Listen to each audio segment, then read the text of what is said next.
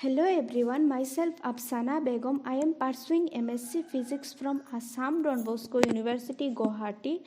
Today I am going to discuss on a topic Newton's law of gravitation. This is a topic which I have taken from class 12. So these are the things which I will cover in this video.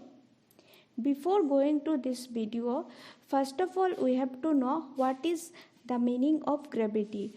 So as we know, gravity or gravitation means the force attracts a body towards the center of the earth.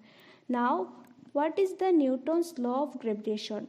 Newton's law of gravitation states that every object in the universe attracts every other object with a force directed along the line of centers for the two objects that is proportional to the product of their masses and inversely proportional to the square of the separation between the two objects.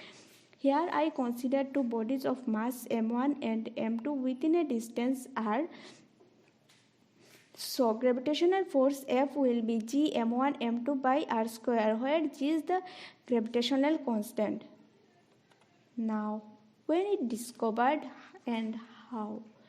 The great scientist Sir Isaac Newton in the year 1687 first discovered gravity when he saw a falling apple while thinking about forces of nature. Whatever really happened, Newton realized that some force must be acting on falling objects like apples because otherwise they would not start moving from the rest. In the 1680th century, when Sir Newton put forth his universal theory of gravitation, it was immediately recognized for what it was: the first incredibly successful, predictably powerful scientific that described the one force ruling the largest scale of all. Now, why it's called inverse square law? It's called inverse square law because magnitude of the force is inversely proportional to the square of the separation. If the masses are moved twice as far apart, the force of gravity between is cut by a factor of 4.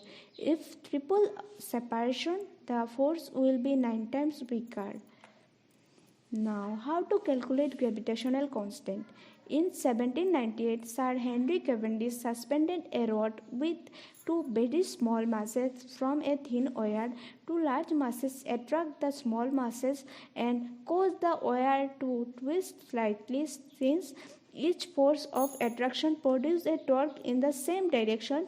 By varying the masses and measuring the separation and the amount of twist, Cavendish was the first person who calculated g. Since g is only 6.67 into 10 to the power minus 11 nm square by kg square, the measurement should be very precise.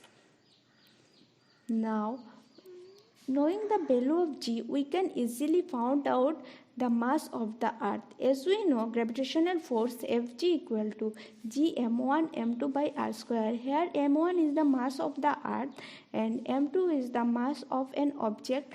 R is the radius of the earth, so we can say Fg equal to g capital Me into small m divided by capital R square, which is equal to the weight object mg. From here we can easily find out me equal to g r square by capital G, which is equal to 5.98 into 10 to the power 24 kg.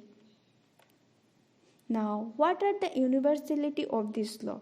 Gravitation interaction is not only exist between the earth and other object, but it also exists between all the objects with an intensity that is directly proportional to the product of their masses. The law of universal gravitation helps scientists to study planetary orbits.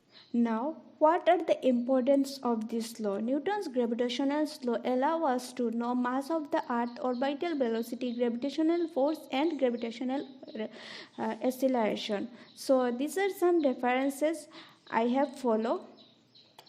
So guys, I have come to an end. Before you go, please like and share this video. Hope this video will help you a lot. Thank you.